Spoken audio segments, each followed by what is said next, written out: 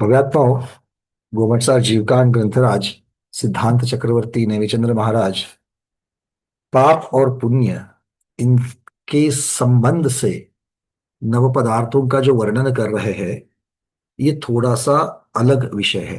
अब तक पाप और पुण्य इनकी एक सामान्य परिभाषा हमारे पास थी। सामान्य परिभाषा। अब यहाँ पर प्रकरण है मोक्ष का, मोक्ष मार्ग का और सम्यक्त्व मार्गणा का। तो सम्यक्त्व मार्गणा की जब चर्चा करेंगे तो सम्यक्त्व और उससे विपरीत मिथ्यात्व, इसकी अपेक्षा से वर्णन किया जाएगा। ठीक है। तो यहाँ पर अपेक्षा सब लोग जरूर समझ लेना। यहाँ पर अपेक्षा क्या है? सम्यक दृष्टि, मिथ्या दृष्टि, सम्यक्त्व मिथ्यात्व, इनकी अपेक्षा से किया जाएगा। देखो, जीव और अजीव, इनके साथ में तो हमने पाप और पुण्य को तो लगा ही दिया है।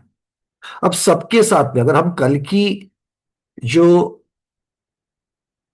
गाथा देखेंगे तो आचार्य भगवान ने मूल में दो ही भेद किए हैं, जीव और अजीव, और फिर इनकी अवस्थाएं पांच बताई है। इनकी अवस्थाएं पांच, और उन पांच अवस्थाओं में भी और उत्तर भेद करते हुए उसको पाप और पुण्य में गिनाया है। क्यों? क्योंकि दो अंतिम अवस्थाएं हैं, एक है मोक्ष, एक है संसार। एक है मोक्ष मार्ग, दूसरा है संसार मार्ग। ठीक है। अब मोक्ष और मोक्ष मार्ग पर कौन सा जीव जा सकता है? तो हमारे सामने गुण स्थान है। हम 14 गुण स्थानों को इनमें विभाजित करेंगे। पहले से तीसरा गुण स्थान वर्ती, मतलब मिथ्या दृष्टि हो, सासाधन सम्यक दृष्टि हो या मिश्र सम्यक दृष्टि हो, इन अपेक्षाओं से, मतलब सासाधन और जो मिश्र है वो तो सम्यक दृष्टि की ही कुछ और अवस्थाएं हैं, तो मुख्यतः से हम मिथ्या दृष्टि को ले लेंगे। तो क्या मिथ्या दृष्टि मिथ्यात्व के साथ में मोक्ष और मोक्ष मार्ग पर जा सकता है क्या? नहीं। पुण्य से मिलने वाला सुख दो प्रकार का है। पुण्य से मिलने वाला सुख दो प्रकार का है। पुण्य से सुख मिलता है, पाप से दुख मिलता है, ये तो बात पक्की है। तो पुण्य से दो प्रकार का सुख कौन सा मिल रहा है? एक सांसारिक सुख, दूसरा आध्यात्मिक सुख। एक सांसारिक सुख, गाड़ी बंगला पैसे परिवार, ये सब सांसारिक सुख। देव गति का मिलना, देव आयु का मिलना, ये भी सांसारिक सुख। और मोक्ष पथ पर जाकर मोक्ष को पाने वाला, वो सोचिए, वो आध्यात्मिक सुख है। तो आध्यात्मिक सुख किसके साथ में जुड़ा हुआ है? सम्यक्त्व के साथ जुड़ा हुआ है। इसीलिए सम्यक्त्व और मिथ्यात्व, ये जब तक हम अपने सामने, या मोक्ष और संसार, ये दो उद्दिष्ट जब तक हम साथ में नहीं रखेंगे, उसकी अपेक्षा से इन पाप पुण्य और इन नव पदार्थों को नहीं देखेंगे, तब तक हमारा कंफ्यूजन होना होगा। ठीक है। क्योंकि हमने बरसों से अपने अंदर पुण्य, इसकी एक परिभाषा करके रखी हुई है, और पुण्य हेय है, पुण्य हेय है, हेय है, ऐसा हमको रटाया गया है। वो जिस विषय में है वो उस विषय में, उसका निषेध नहीं कर रहा हूं। जहां पर जो विषय चल रहा है उस अपेक्षा से करना पड़ेगा। अभी पंचम काल में मोक्ष है क्या? तो हमें किसके सहारे जीना है? पुण्य के सहारे। अगर आपको चॉइस दी गई है, या तो पुण्य होगा नहीं तो पाप होगा, दो ही चीजें होती है जीवन में, तीसरा कुछ होता है क्या? कर्म में भी जब बंधेंगे तो या तो पुण्य कर्म शुभ कर्म बंधेंगे, नहीं तो अशुभ कर्म बंधेंगे, दो ही तो हमारे पास है। इसके अलावा तो नहीं, और प्रति समय हो रहा है। तो अगर चॉइस दी जाएगी तो हम क्या सिलेक्ट करेंगे? शुभ को सिलेक्ट करेंगे, पुण्य को ही तो सिलेक्ट करेंगे। हाँ या ना? तो फिर आज की परिस्थिति में जब हम देखते हैं कि जब मेरे पास मोक्ष का कोई चारा नहीं है, तब तक मुझे पुण्य के सहारे ही चलना है। और जब मेरे साथ, मेरे पास जब मोक्ष का चॉइस होगा, तो मैं पुण्य की तरफ क्यों देखूंगा? तब मैं पुण्य की तरफ क्यों देखूंगा? बात समझ में आ गई है? तो इसीलिए मोक्ष मार्ग पर जब तक चल रहे हो तब तक पुण्य है या नहीं है छोड़ने योग्य नहीं है। किंतु जब मोक्ष सामने हो तब पुण्य को भी छोड़ना पड़ेगा, उसके बिना मोक्ष नहीं होगा। तो इसीलिए हमारे पास सभी को हम दो चीजों में बांट देंगे। सभी को जीव अजीव में बांट देंगे। पुण्य को भी जीव अजीव में बांट देंगे, पाप को भी जीव अजीव में बांट देंगे, आश्रय को भी जीव अजीव में बांट देंगे, बंध को भी जीव अजीव में बांट देंगे, संवर को भी जीव अजीव में बांट देंगे, निर्जरा को भी जीव अजीव में बांट देंगे, और मोक्ष को भी जीव अजीव में बांट देंगे। क्लियर है? अब स्वयं पहले जीव और अजीव इनको पाप पुण्य के साथ बांट दिया स्वामी की अपेक्षा। तो जीव पुण्य भी है, जीव पाप भी है। जीव पुण्य भी है, जीव पाप भी है। ठीक है, अब आपको एक चार्ट बनाना है। आज हम एक चार्ट बनाएंगे। सबसे पहले 3 कॉलम बनाने हैं। सबसे पहले 3 कॉलम बनाने हैं। पहले वाले कॉलम में पहली लाइन छोड़ दो, पहली वाली लाइन में पहली लाइन छोड़ दो। मतलब पहले कॉलम के लिए पहली लाइन छोड़ दो, तो दूसरे से लिख देना। क्या लिखोगे? जो पाप है पुण्य है, पहले पुण्य लिखो फिर पाप लिखो, ऊपर से नीचे तक लिखते जाना है। पुण्य पाप। एक लाइन छोड़ दी ना बीच में आपने? हाँ, एक लाइन छोड़ दी है। एक लाइन छोड़ दी। अब इसको पहले कॉलम में लिखना है, दूसरी लाइन से पहले कॉलम में एक के नीचे लिखना है, सबसे पहले लेफ्ट साइड में। क्या लिखोगे? पुण्य लिखा, पाप लिखा। अब पाप पुण्य, पुण्य के नीचे पाप, पाप के नीचे लिखो आश्रव, उसके नीचे लिखो बंध, उसके नीचे लिखो संवर,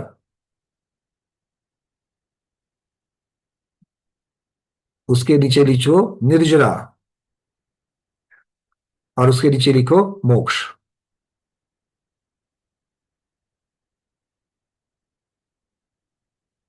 कितनी चीजें? 7 7 चीजें लिख दी आपने। सबकी 7 हो गई। पहली लाइन ब्लैंक, दूसरी से लेकर के आपने लिखा 7 जगह पर लिखा है, एक के नीचे। ठीक है, अब ये पहली लाइन जो लिखी थी ना, वो पहली लाइन में जो छोड़ी थी खाली, उसके ऊपर दूसरे कॉलम के शुरुआत का टाइटल लिखना है पुण्य और पाप। क्या लिखना है? पुण्य, और फिर तीसरे कॉलम में लिखना है पाप। तो पहली लाइन में क्या हो गया? पहले ब्लैंक, फिर पुण्य, फिर पाप। ऐसा लिखा है सबने?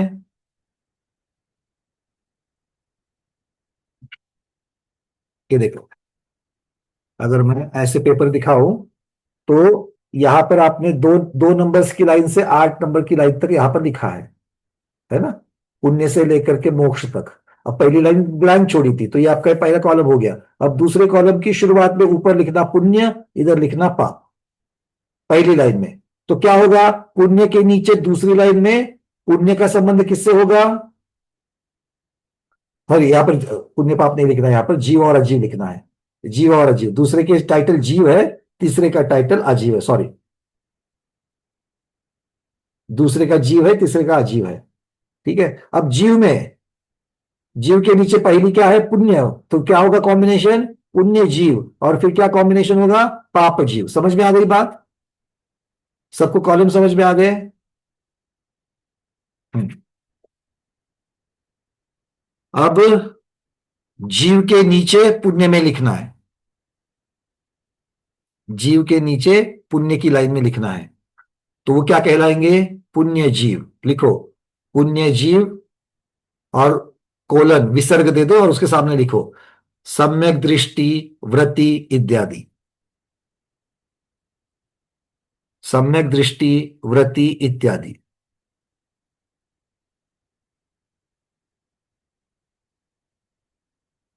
ठीक है, अब अजीव के नीचे लिख दो कौन से? पुण्य केस में आएगा क्या? पुण्य अजीव में आएगा भी। अब इसका शब्द, अब शब्द क्या है? पुण्य अजीव। पुण्य अजीव किसे कहेंगे? कौन बताएगा? अब अजीव मतलब पुद्गल की चर्चा होगी, पुद्गल मतलब कर्म की चर्चा होगी।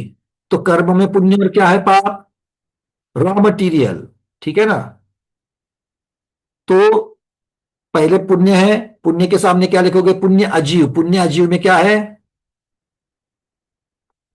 विसरसोपचय कार्मन, विसरसोपचय पुण्य कार्बन वर्गणा या शुभ कार्बन वर्गणा। विसरसोपचय रूप शुभ कार्बन वर्गणा, ऐसा लिखो। पुण्य अजीव विसर्ग, सब लोग विसर्ग समझते हैं ना? कॉलम या डैश मार देना वहां पर, मतलब पुण्य अजीव ये टाइटल हो गया। पुण्य अजीव के सामने क्या लिखेंगे? विसरसोपचय रूप पुण्य कार्बन वर्गणा। अगर एक हाथ पेपर पर मैं बना करके दिखाऊं आपको, बट मेरे पास अभी पेन नहीं है यहाँ पर। चलो ठीक है। किसी ने बनाया कि दिखाओ हमको, ताकि हम सबको दिखाएंगे। एक मिनट, पहले जरा इसको कनकमाला दीदी को हाईलाइट कर देते हैं। हाँ दीदी बिल्कुल ठीक, ये 3 कॉलम बने और पुण्य के सामने पुण्य जीव लिखा। और पुण्य जीव में कौन है? सम्यक दृष्टि और वृत्ति इत्यादि। और ये अजीव पाप नहीं, अजीव नहीं दीदी, ये जीव लिखा, ये अजीव लिखा। और यहाँ पर हाँ ठीक है, अजीव पुण्य लिखा। ठीक है, एक बार फिर से दिखाओ। हाँ, सबको समझ में आ गया इस प्रकार से? हाँ, और किसको अभी शंका है क्या, कैसे बनाने हैं? सबको समझ में आ गया। तो पुण्य का लिखा आपने, पुण्य जीव भी हो गया, पुण्य अजीव भी हो गया। अब चलो पाप के पास। अब पाप के इसमें लिखेंगे। पाप में जीव के नीचे लिखना पाप जीव, डैश मारो। पाप जीव डैश। पाप जीव कौन होगा? हाँ, 1 से 3 गुणस्थानवर्ती जीव लिखो। 1 से 3 गुणस्थानवर्ती जीव।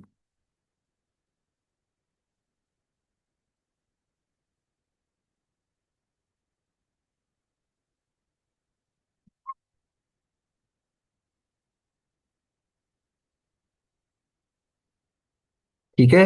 अब पाप अजीव, पाप अजीव कौन बताएगा क्या लिखा है?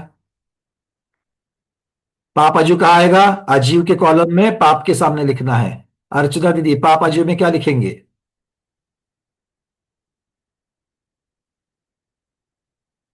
अनम्यूट तो करो, हमें कैसे सुनाई दे। विश्वोपचार रूप अशुभ कार्मर वर्णनाओं का बहुत बढ़िया। आना। बहुत आना नहीं, आना देखो पूंछ बन गई। आना नहीं, सॉरी हाँ, सॉरी अभी तो सॉरी, सिर्फ रॉ मटेरियल है बस। Raw raw material. मटेरियल क्या लिखा? अजीव पाप डैश विसरसोपचय रूप अशुभ कार्मन वर्गणा। ठीक है।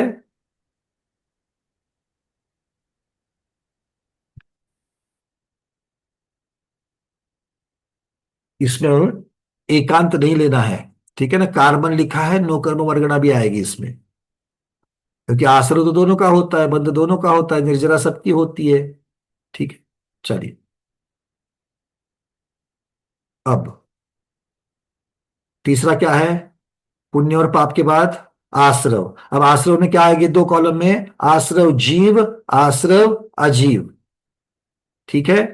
अब आश्रव जीव में लिखो भावाश्रव डैश, भावाश्रव।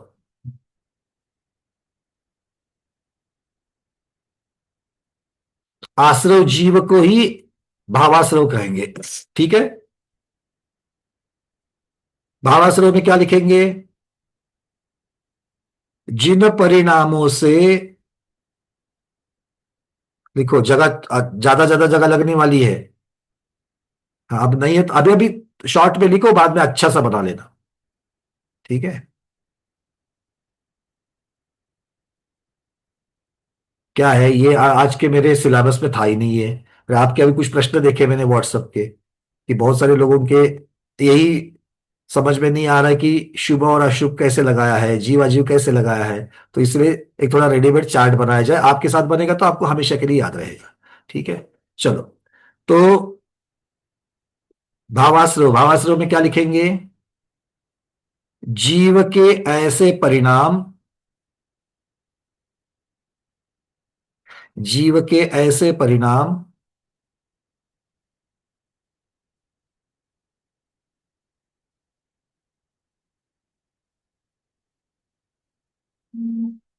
जिससे कार्बन वर्गना, जिससे कार्बन वर्गना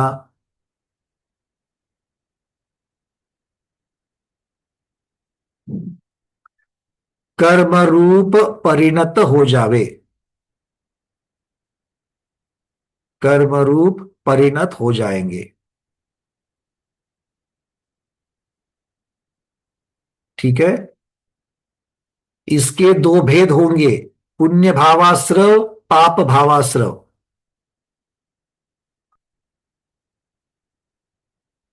क्यों? क्योंकि दो प्रकार का रॉ मटेरियल हमारे पास है ना। तो अगर पुण्य वाली वर्गणा है, वो कर्म रूप परिणत हो जाएगी, तो वो पुण्य रूप हो जाएगी, पुण्य भावाश्रव होगा। और पाप भावाश्रव अशुभ वर्गणा को कर्म रूप परिणत करेगा। ठीक है, इसके दो भेद होते हैं, पुण्य भावाश्रव और पाप भावाश्रव। लिखो, शुभ भावाश्रव अशुभ भावाश्रव एक ही शब्द है। अच्छा, जगह है कि नहीं है? नहीं है, हमको मालूम है। अभी जिस तरीके से लिखना है उस तरीके से लिखो और बाद में फेर कर लेना। ठीक है। हाँ, अब चलेंगे उसके अगले वाले कॉलम में। अब क्या है? सब आश्रव ही, किंतु अब कहा आश्रव है? अजीव आश्रव। तो इसको क्या लिखेंगे? द्रव्याश्रव। जीव में भावाश्रव लिखा, द्रव्याश्रव किस में आएगा? अजीव में आएगा, द्रव्याश्रव।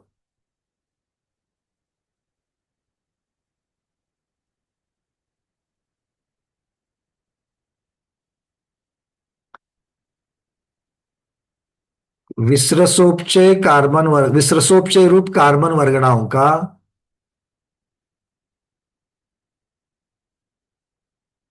विश्रसोपचय रूप कार्बन वर्गणाओं का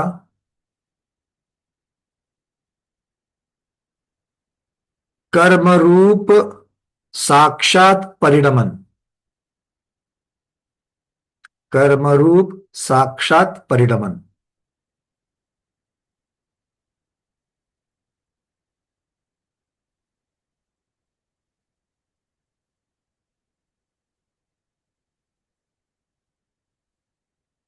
इसके भी दो भेद होते हैं,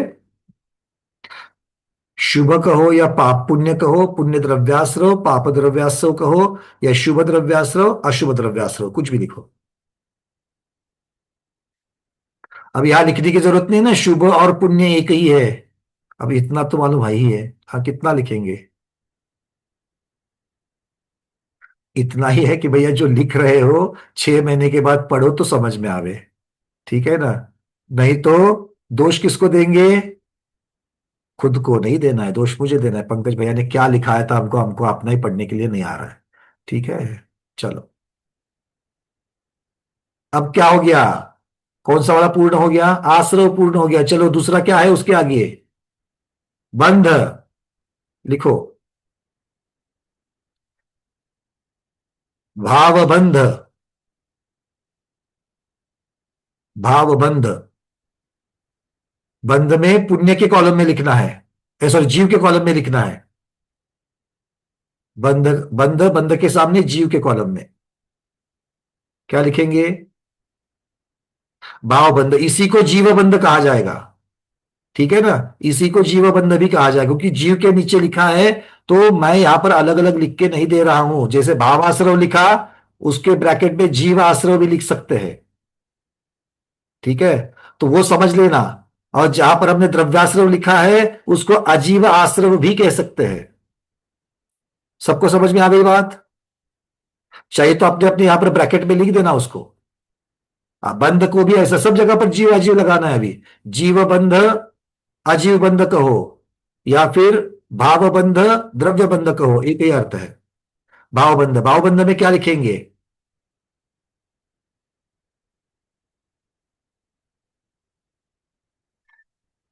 मिथ्यात्व आदि कारणों से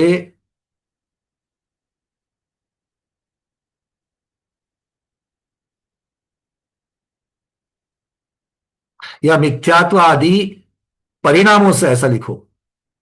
मिथ्यात्व आदि परिणामों से।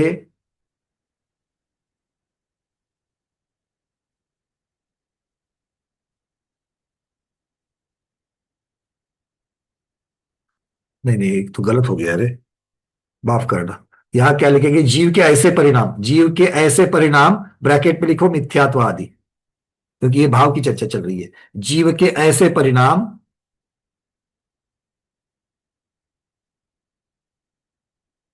ये कागज बाद में किसको नहीं दिखाना, फेयर वाला दिखाना, क्योंकि ये देखने लायक ही नहीं बचेगा इतना उसमें। बस क्या करें, लिखते हो तो ऐसे होता ही होता। वो तो कोई विरले होते हैं, बड़ी माँ की जैसे, है ना। एक बार लेखनी रख दी, माता जी के हस्ताक्षर में पूरी सिद्धांत चिंतामणि टीका लिखकर पूर्ण होने तक कहीं पर भी किसी लिखी हुई चीज को मिटाया नहीं है। जाकर के हस्तिनापुर में रख देना, उनकी सारी कॉपियां रखी हुई है। जो लिखा वो फेयर, तो वो तो शारदा बा ही कर सकती है, हमें और आप नहीं कर सकते हैं। ठीक है, तो लिखिए क्या लिखा। जीव के ऐसे परिणाम जिनसे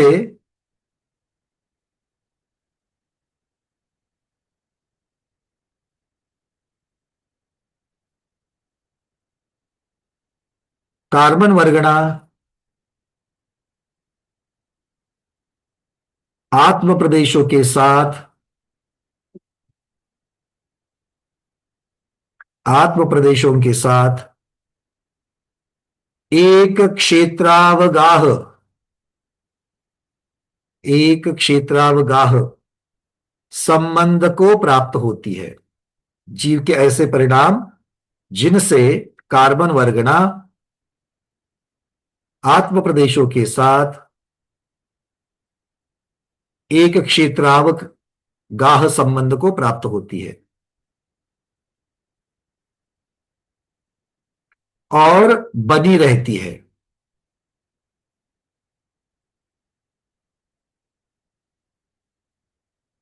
मतलब बंध गई और फिर वहीं पर बनी रहेगी।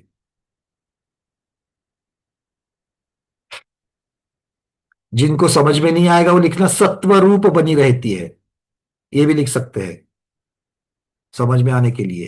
अब आगे लिखना द्रव्य बंध में, द्रव्य बंध कहो, अजीव बंध कहो।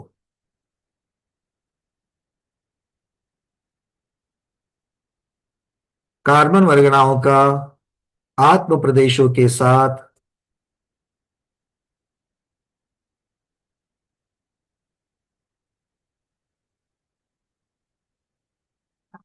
कार्बन वर्गनाओं का आत्म प्रदेशों के साथ एक क्षेत्रावगाह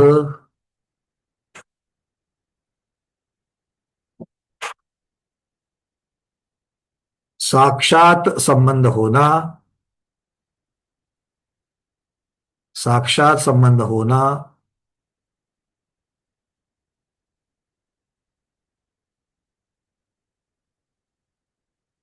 और सत्वरूप बने रहना।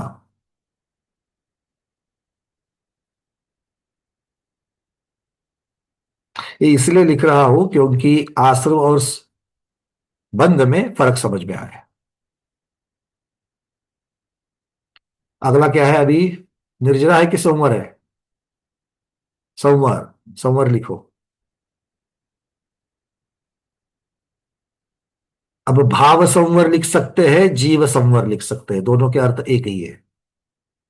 चाहे तो एक ब्रैकेट में लिख देना, भाव संवर, जीव संवर।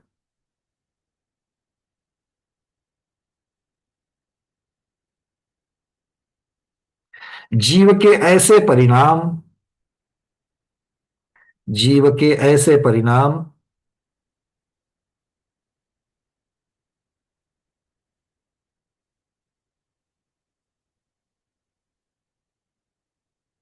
जिनसे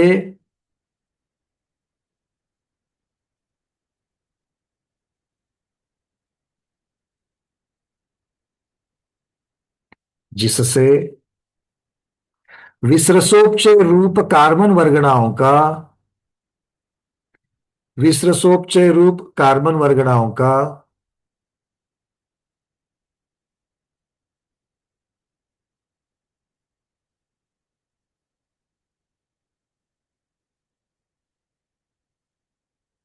कर्मरूप परिणत हो जाना, कर्मरूप परिणत हो जाना,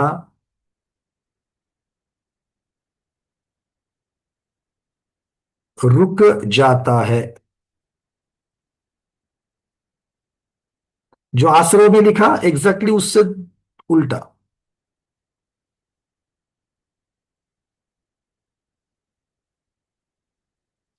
अब द्रव्य संवर,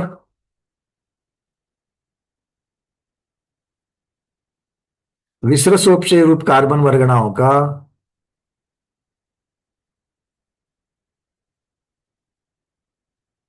विसर्जोपचय रूप कार्बन वर्गणाओं का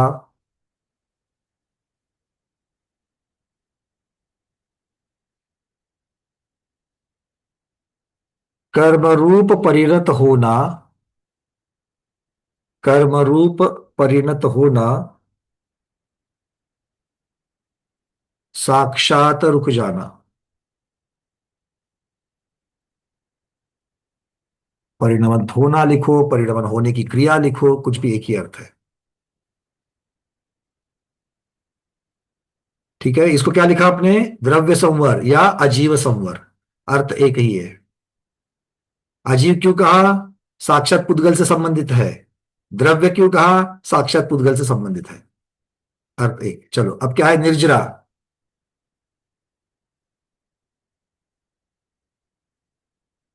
जीव के ऐसे परिणाम। अब ये क्या है? भाव निर्जरा। भाव निर्जरा लिखो या जीव निर्जरा, अर्थ एक ही है। भाव निर्जरा, जीव के ऐसे परिणाम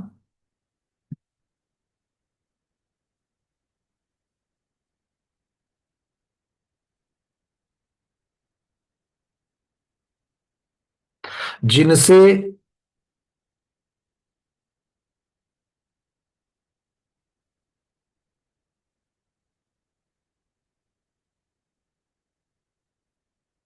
आत्म प्रदेशों के साथ बंधे,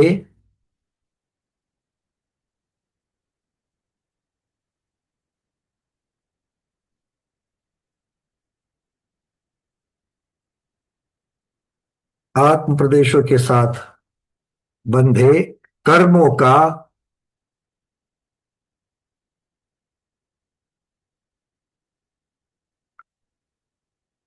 आत्मा से एक देश विलग होना। अलग होना लिखो, विलग होना लिखो, कोई भी चलेगा। आत्मा से एक देश विलग होना। एक देश क्यों लिखा है? क्योंकि सारा का सारा निकल जाएगा तो प्रति समय सिद्ध परिवृष्टि की अवस्था आ जाएगी, है कि नहीं है?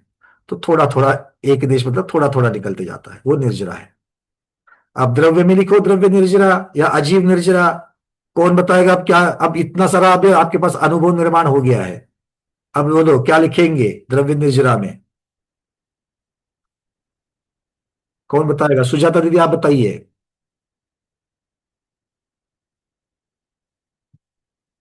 द्रव्य निर्जरा में क्या लिखेंगे? जीव के ऐसे परिणाम जिनसे आत्म प्रदेश के साथ म्हणजे द्रव्य निर्जरा दीदी विलग होना। आप जीव के द्रव्य निर्जरा सुनो सुनो सुनो, आप चर्चा द्रव्य की कर रहे हो तो जीव के परिणामों की चर्चा होगी क्या वहां पर? वो तो भाव में हो गई, नहीं है ना? नहीं, अब यहां पर क्या होगा? पुद्गलों का साक्षात एक पुद्गल। निकल जाना, ये हो जाएगा, है कि नहीं? तो अजीव में उसको ओके। रखना है। चलिए कौन बताएगा? शोभा जी दीदी आप बताइए।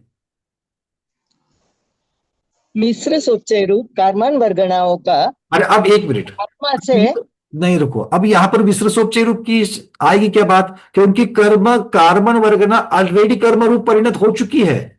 अब विसर्जोपचय रूप अच्छा में है क्या? जब निर्जरा जीव होती के है, आप और हम सब निर्जरा समझते हैं, है कि नहीं है? तो निर्जरा किससे होती है? विसर्जोपचय वाली अवस्था से होती है या कर्मरूप अवस्था से होती है?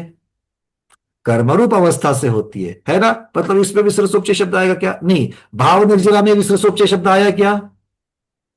नहीं आया। तो द्रव्य में क्यों ला रहे हो? है ना? देखो छोटी छोटी चीजों की तरफ ध्यान देंगे तो ठीक हो जाएगा। प्रमोद जी आप जीव के बताइए। ऐसे रुको रुको, प्रमोद जी अभी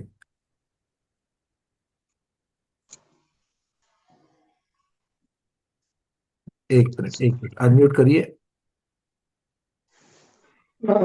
आत्मा के साथ मगे हुए कर्मों का एक केस रूप झड़ जाना।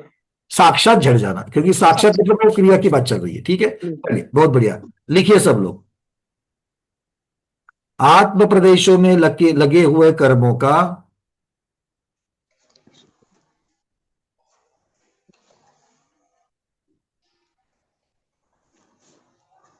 आत्म प्रदेशों में लगे हुए कर्मों का आत्मा से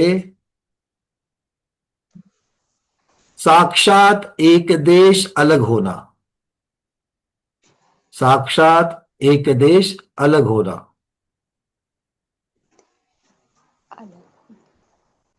क्लियर है? चलिए, कहां तक आ गए? निर्जरा हो गई। अब संवर के साथ निर्जरा करते करते कहां तक पहुंचेंगे डॉक्टर शैला दीदी? अगला बताओ, मोक्ष के लिए क्या पहला, मोक्ष का कौन सा पुण्य के जीव के नीचे क्या लिखोगे? भावों से सभी कर्मों की हाँ मतलब निर्जरा। पहले, नहीं नहीं, उसको टाइटल दीजिए, भाव मोक्ष। भाव मोक्ष, भाव मोक्ष की क्या करेंगे परिभाषा? भावों से सभी कर्मों का, देखो, सबसे पहले तो बात है जीव, मतलब जीव के ऐसे परिणाम जीव के ऐसे परिणाम जिसे सभी कर्मों की निर्जरा हो जाना। सभी कर्म जिनसे आत्मा में लगे हुए सभी सभी कर्म कर्म अलग निकल होकर के हो जाके निष्कर्म अवस्था मिल जाए। निष्कर्म ठीक है, प्राप्त। चलिए बहुत ही। लिखिए, जीव के ऐसे परिणाम, भाव मोक्ष में लिखना है, जीव के ऐसे परिणाम जिनसे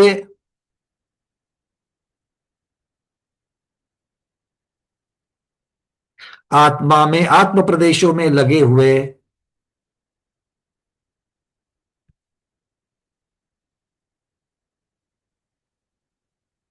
सभी कर्मों का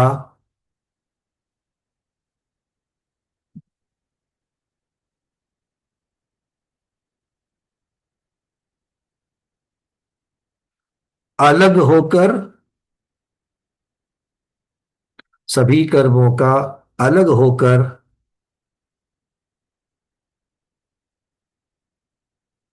निष्कर्म अवस्था को प्राप्त करना।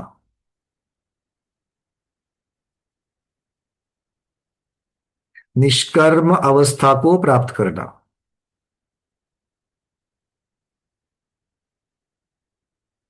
चलिए मीनाक्षी दीदी, आप बताइए अगला वाला आजीव के कॉलम में क्या लिखेंगे?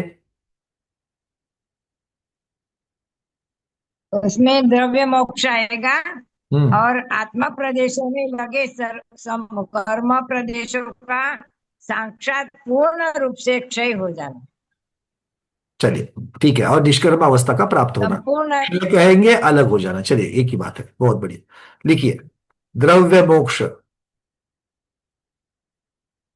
आत्म प्रदेशों में लगे हुए सभी कर्मों का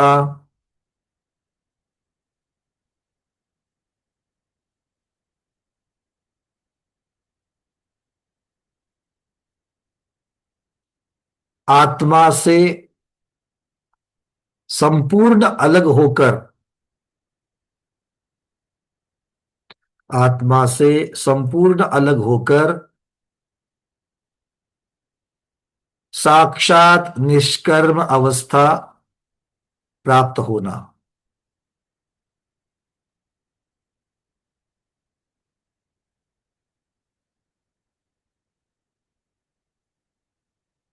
ये समझ में आ रही है बातें? सबको क्लियर हो रहा है ना? अपने हाथ से सामने डिस्कस करते हुए करेंगे तो और भी हो जाएगा। ठीक है, अब एक दो प्रश्न पूछता हूं, उसके उत्तर दीजिए ताकि मुझे शांति मिल जाए, मैं आगे फिर बढ़ सकूं। अब आपको बताना है आजीव संवर, पढ़ करके नहीं बताना है। आजीव संवर, आजीव संवर किसे कहेंगे? आजीव संवर, स्वाति कदर दीदी, आजीव संवर किसे कहेंगे?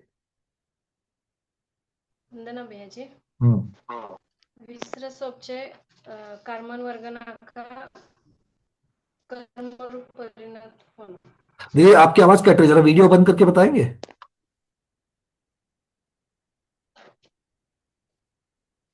हाँ बोलिए। विसरसोपचे कर्मवर्ग नौका कर्मरूप परिणत होना। अजीव संवर। देखो, विसर्जोपचय रूप, एक तो शब्द लगाइए, विसर्जोपचय रूप कार्बन वर्गणाओं का कर्म रूप परिणत होना। परिणत होना ये तो दीदी आश्रव की बात हो जाएगी, संवर में ये कैसे आएगा? हाँ है ना, संवर मतलब रुक जाना। आप तो बोल रहे कि वो कन्वर्ट होती है, नहीं ऐसा नहीं चलेगा। रुको, आप सुरेश जी को पूछते हैं। सुरेश जी क्या है भाई, बताइए। वंदन भाई जी, वीडियो वीडियो बंद करिए, वीडियो बंद करिए। साक्षात रूप जाना, कर्म रूप वर्गनाओं का साक्षात रूप जाना। साक्षात क्या रुक जाना? बंबई से पुणे आते हो तो रुक जाना, कहाँ रुक जाना? कर्म कर्म वर्गनाओं का। हाँ कर, नहीं थोड़ा थोड़ा, सारे आप वापस वही करते हो भैया, धनिया आप अपना देखो। विश्व से रूप कर्म वर्गना का साक्षात रूप रुक जाना। साक्षात रुक जाना नहीं, शब्द रह गया, एक महत्वपूर्ण शब्द रह गया। ज्योत्सना, अच्छा विजय लक्ष्मी दीदी आप बताइए, एक मिनट। आप लोग लिखते लिखते पूंछ बना रहे हो सब लोग।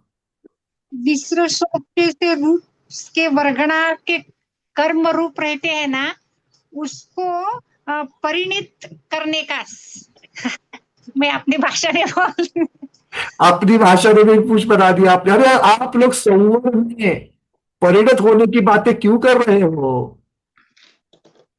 सुनीता बेश दीदी।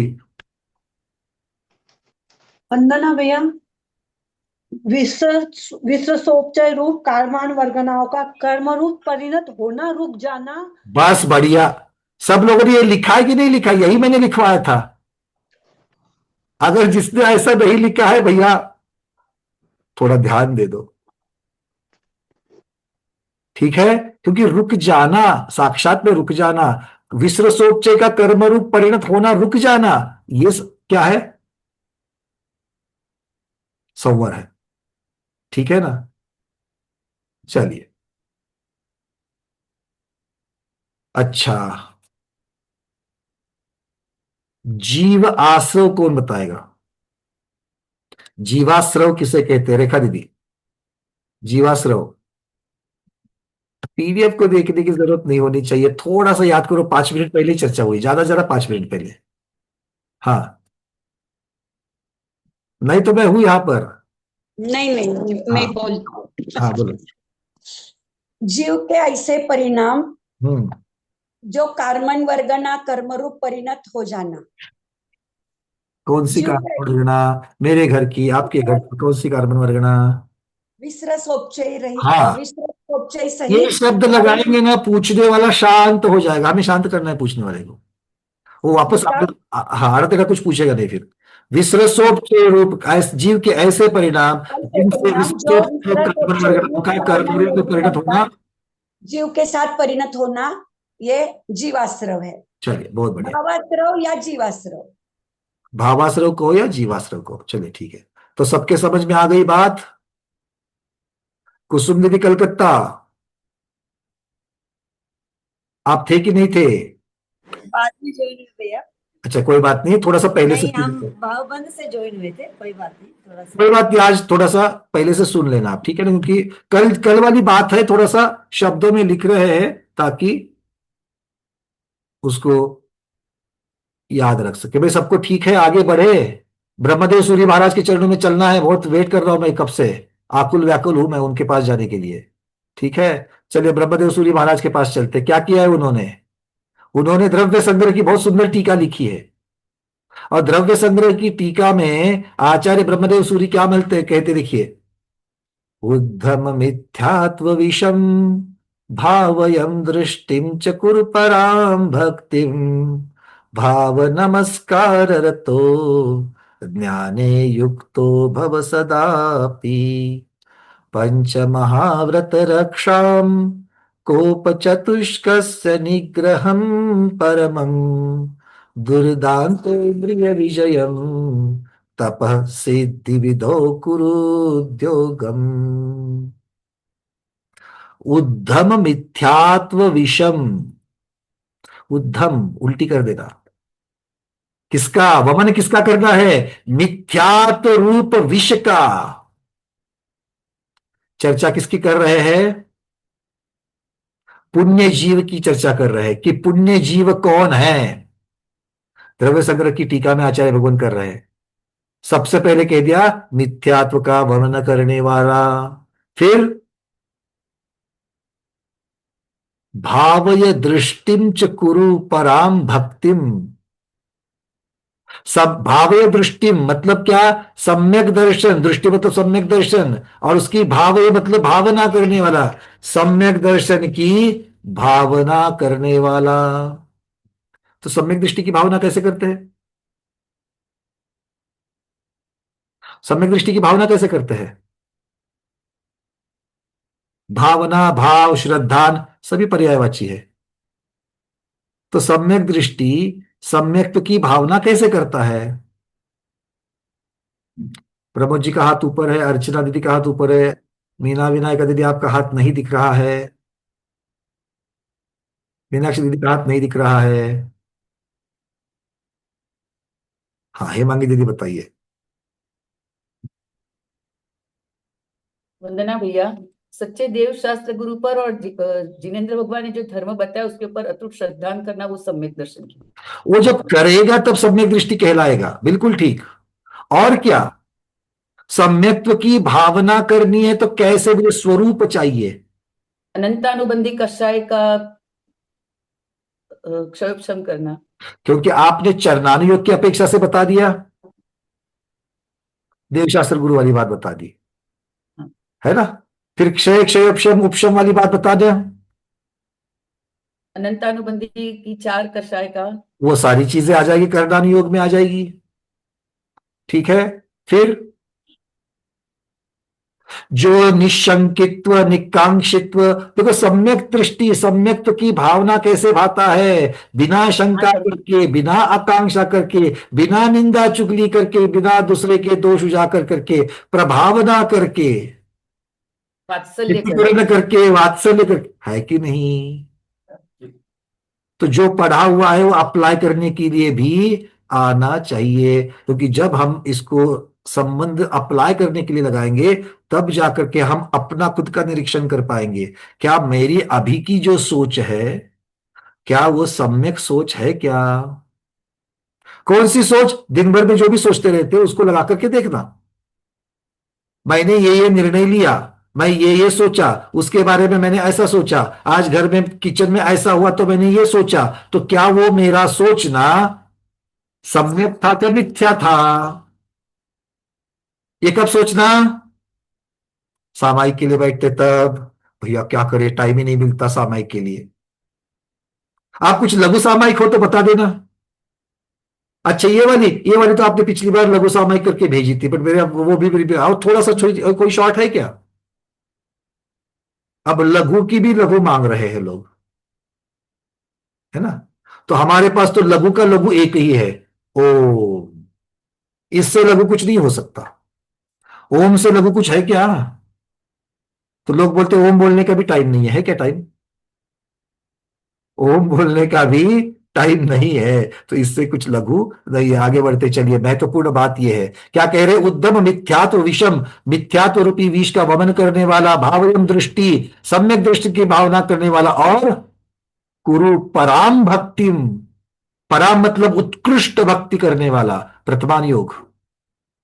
क्या हमारी भक्ति उत्कृष्ट है? आज 108 कलशों का अभिषेक करते हो, क्या मेरे भाव उत्कट हुए थे ज्येष्ठ जिनवर के बारे में? क्या मैं एक आदिनाथ भगवान की प्रतिमा को अपने सामने ला रहा था? पहले कलश करते हुए जो भाव थे, क्या वही भाव 55वां कलश करते हुए थे? क्या वही भाव 70वां कलश करते हुए थे? अपने अपने मन को प्रामाणिक होकर के खुद को बताना। क्योंकि मेरा प्रॉब्लम हो रहा था भाई, आपकी नहीं, मेरा प्रॉब्लम हो रहा था। मैं 4 कलश करने के बाद जब मैंने खुद की तरफ देखा तो मुझे लगा, अरे पहले कलश की जो भाव थे वो चौथे कलश में नहीं आ रहे हैं। फिर मैंने केसरिया महाराज का याद किया, वो भी तो आदिनाथ भगवान की प्रतिमा है। तो हमने केसरिया भगवान को याद कर दिया। अरे केसरिया भगवान को याद करते क्या भाव हो गए, फिर उसी भाव में आगे के 4 कलश हो गए। वो खत्म होते होते कुंडलपुर वाले बाबा दिखने चालू हो गए। क्योंकि दर्शन करने से मेरी भक्ति, वो प्रतिमा सामने आने से मेरी भक्ति उत्कट होती। ये मेरा तरीका है, किसी का और तरीका हो सकता है किसी को आदिनाथ भगवान की असीम सी कृष्णि बताने की भाव से उत्कटता हो जाएगी, किसी को आदिनाथ भगवान की नीलांजना को नृत्य देकर वैराग्य लेने की भाव से भक्ति हो जाएगी, किसी से भी हो सकती है। किंतु वो याद करके वो भक्ति करना जरूरी है। क्रिया करने के लिए तो मैं बैठ गया, 108 कलश ढोरे भी ढोरे मैंने, किंतु उसमें से कितने का लाभ हो गया? बोलो, घर में रोटियां बनाते कि नहीं बनाते हो?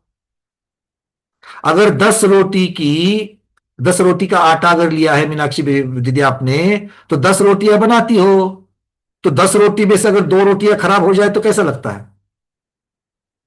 10 रोटी का आटा लिया तो 10 रोटियां सही होनी चाहिए ना, 2 जलनी नहीं चाहिए, कच्ची रही नहीं चाहिए, अच्छी वाली 10 की 10 अच्छी होनी चाहिए। क्यों? वहां पर एक भी वेस्ट करना नहीं चाहते हो। और यहां पर 108 कलशों में से अगर 10 कलशों के ऊपर का मेरा उपयोग हट गया, अब आज कितना हटा था अपना अपना देखना, जिन्होंने किया है उनकी बात कर रहा हूं। अगर मैं पूजन करने के लिए, अभिषेक करने के लिए 20 मिनट बैठता हूं, 20 मिनट में स्तोत्र बोल रहा हूं, 10 मिनट में स्तोत्र बोल रहा हूं, तो उतने में मेरा उपयोग कितना लगा और कितना वेस्ट हुआ? तो क्या वो वेस्ट होना चाहिए था? अब तो सब ना बोलते हैं। इसकी तरफ ध्यान रहेगा, ये स्वाध्याय है, ये सम्यक्त मार्गणा है। क्योंकि आचार्य भगवान स्वयं कह रहे हैं, ब्रह्मदेव सूरी महाराज कह रहे हैं, दृष्टिम च भावय दृष्टिम च कुरु पराम भक्तिम। अरे एक एक शब्द ऐसे मोती जैसे आ रहे महाराज के पास के भाई, इसलिए तो इसको लेकर के मेरे अपने पीडीएफ में रखा है। बड़ा सुंदर श्लोक है ये, बड़ी सुंदर गाथा है। आगे क्या कहते हैं? भाव नमस्कार रतो, रत है किसमें? भाव नमस्कार करने में। आप लोग नमस्कार कैसे करते हो भैया? हम तो नमस्कार ऐसे करते हैं, और हमको मालूम है नमोकार मंत्र ऐसा बोलना चाहिए और स्तुति स्तोत्र ऐसे, ये तो सारा रट लिया। आचार्य भगवान कह रहे कि भाव नमस्कार, भाव की चर्चा कर रहे, द्रव्य की नहीं। द्रव्य तो कर ही रहे हैं, जो कर रहे हो क्या बताना वापस वापस, वो तो आपको मालूम है।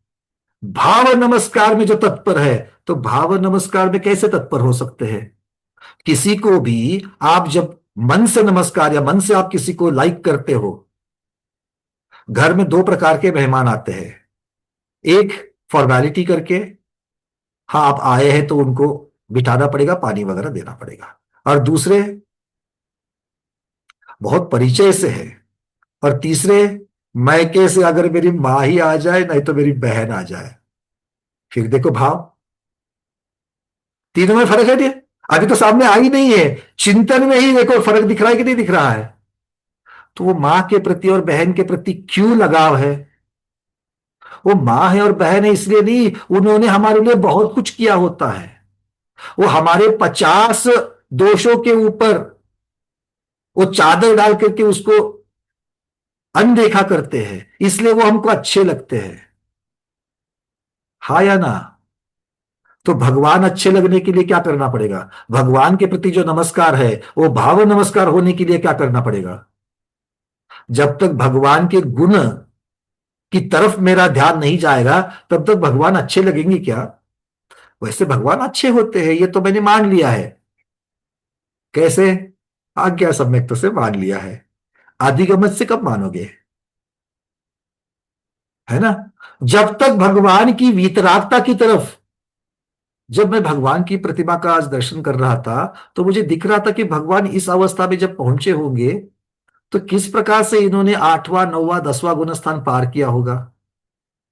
उसके बिना थोड़ी वीतराग बने हैं। तो उसकी तरफ देखते हुए जो मैं नहीं कर पा रहा हूं, इन्होंने किया है। भगवान आप ग्रेट हो। भाव नमस्कार हो रहा है कि नहीं हो रहा है? और ये भक्ति बढ़ने से, इसी से परम भक्ति भी हो जाती है। आचार्य भगवान कह रहे हैं भाव नमस्कार रतो। ये सब किसका वर्णन चल रहा है? ये सब मिथ्यात्व का वमन करने वाला, सम्यक्त्व की दृष्टि करने वाला, उत्कृष्ट भक्ति करने वाला, भाव नमस्कार में रत। ये कौन, किसकी चर्चा चल रही है? अच्छा, भूल गए किसकी चर्चा हो रही है? ये महाराज ब्रह्मदेव सूरी किसकी चर्चा कर रहे हैं? क्यों प्रमोद जी, किसकी चर्चा हो रही है? प्रमोद जी कहाँ चले गए? अच्छा, एक मिनट। हाँ, अनम्यूट किया है, बोलिए। सम्यक दृष्टि की चर्चा में सम्यक दृष्टि की तो नाम नहीं ली। स्वाति दीदी ने सही कहा, पुण्य जीव की चर्चा चल रही है। किसकी चर्चा चल रही है? पुण्य जीव की। और जब ये पुण्य जीव की चर्चा चल रही है, मैं दर्पण के सामने खड़ा हूं। मैं कहा हूं? दर्पण के सामने खड़ा हूं और खुद की तरफ देख करके चेक कर रहा हूं। एक चेकलिस्ट दी गई है, ये सारी चीजें मुझ में है क्या? टिक मार करते जाओ। क्या मैं उत्कृष्ट भक्ति कर रहा हूं? क्या मेरी सम्यक दर्शन की भावना है? क्या मैं मिथ्यात्व का वमन करता हूं? क्या मैं भाव नमस्कार में रत हूं?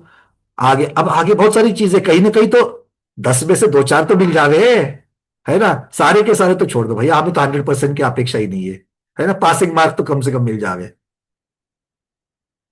यहां पर पासिंग 100% को है कि नहीं है?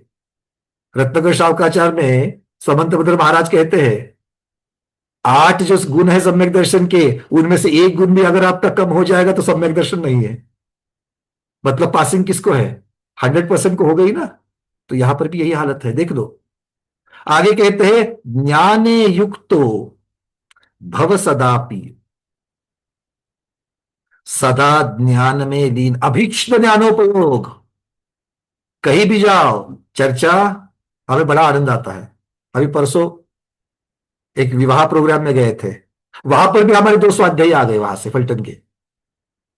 एक तो मुझे बारामती का बच्चा मिला, यंग, मतलब ये बात आपको मैं शेयर करना रहेगा, बड़ी सुंदर बात हुई।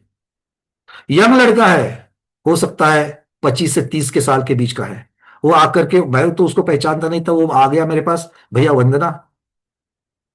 वो वंदना शब्द से मेरे कान खड़े होते, इसका मतलब ये स्वाध्याय कर रहा है। भैया मैं आपका स्वाध्याय सुनता हूं, मुझे गुणस्थान में विशेष रुचि है और आपके गोमट सार के सारे में प्रकरण एक से एक करता हूं, कभी भी मैं मिस नहीं करता हूं। इसमें उसको देख करके मैं 2 मिनट अचंभित हो गया। मैं बोला, तुम करते क्या हो? बोला, job IT engineer. Software engineer होकर के ये बंदा आज इस उम्र में गोमट सार जीवकान का स्वाध्याय कर रहा है, एक दिन भी मिस नहीं कर रहा है। कितने आनंद की बात हो सकती है ये। देखो, मैं अभीक्ष्ण ज्ञानोपयोग तो नहीं कहूंगा, क्योंकि अभीक्ष्ण ज्ञानोपयोग के ऊपर बढ़ रहा है कि नहीं बढ़ रहा है ये जीव। प्रकरण कौन सा, कहां बैठे हैं, क्या है, जाकर के आकर 2 स्वाध्याय वहां पर आकर 45 मिनट तक उन्होंने मुझसे चर्चा कर रहे थे वहां बैठकर।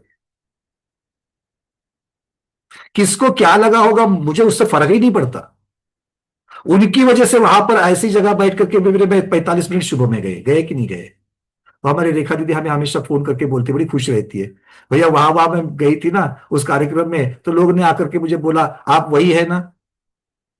क्योंकि आपके वीडियो खुलते तो आप लोगों को, आप, क्योंकि देखो यहाँ पर अभी 175 लोग, मतलब 200 के आसपास लोग बैठे हुए हैं, लॉग इन 175 है, उसमें से 30-35 की यहाँ पर वीडियो खुली है। तो ये चेहरे लोगों को मालूम होते, तो जो जिनके नहीं खुले हैं वो भी तो इसी प्रकार से विचार करते हैं। ये समझ में आ रही है बातें? ज्ञानोपयोग, अभीक्ष्ण ज्ञानोपयोग 16 कारण भावना में से एक भावना है। इस भावना के द्वारा तीर्थंकर प्रकृति बन सकती है। तो हमारा भी उपयोग हमेशा ज्ञान में लगना चाहिए। इसका अर्थ ये नहीं कि रोटी नहीं बनाना। कल आपके घर से फोन नहीं आना चाहिए, भैया क्या बता दिया, कल से मेरी पत्नी रोटियां बनाना बंद कर गई। क्यों? रोटियां बनाते वक्त भी श्रुति ज्ञान दिखना चाहिए कि नहीं दिखना चाहिए? रोटी बनाते वक्त मेरे पुद्गल का बंद होना दिखना चाहिए। पानी मिल रहा है, आटा मिल रहा है, अकेले आटा गूंदा जा रहा था क्या? नहीं गूंदा जा रहा था। सारे के सारे क्या थे? वृक्ष थे। और अकेले वृक्षत्व के साथ में बंद हो रहा था क्या? नहीं हो रहा था। क्यों? वृक्ष का बंद होने के लिए क्या चाहिए? 2 का डिफरेंस चाहिए, 2 गुणांश का डिफरेंस चाहिए। वो नहीं हो रहा था, इसलिए आटा गूंदा नहीं जा रहा था। जब मैंने उसमें जल डाल दिया, जल स्निग्ध है, स्निग्ध और वृक्ष का मेल हो गया, आटा अच्छी तरीके से गूंदा जा रहा है। क्यों भाई? आपके सामने है कि नहीं है? सम्यक तो मार्गणा हर रोज 3-4 दिन में तो, या हफ्ते में एक बार तो मक्खन से घी बनाते हो कि नहीं बनाते हो? तो मोक्ष मार्ग दिखता है कि नहीं दिखता है? बिना तपे बिना तपे मक्खन का घी हुआ क्या? नहीं हुआ। और जब मक्खन तपना चालू हुआ तो पहले बदबू आ गई। मतलब ये आत्मा अभी जिस अवस्था में वो मक्खन अवस्था है, जब तप करना चालू करेंगे, बाह्य तप और आंतरिक तप, दुख तो होगा, उपवास करने से तकलीफ होगी, एक आसन करने से तकलीफ होगी। इतना ही नहीं, पेट भर दोनों टाइम ठूसने की जो दो मतलब 3 टाइम ठूसने की आदत लग चुकी है, उसमें से थोड़ा कम खाने पर भी तकलीफ होगी। हमें तो बोलते भैया बाकी सब कुछ बताओ, और 2 घंटा चाहिए तो बस मंदिर में बैठेंगे, चौका लगाना है तो चौका भी लगाएंगे, उपवास एकासन की बात मत करो, रस त्याग की बात मत करो। मुझसे ये नहीं होगा।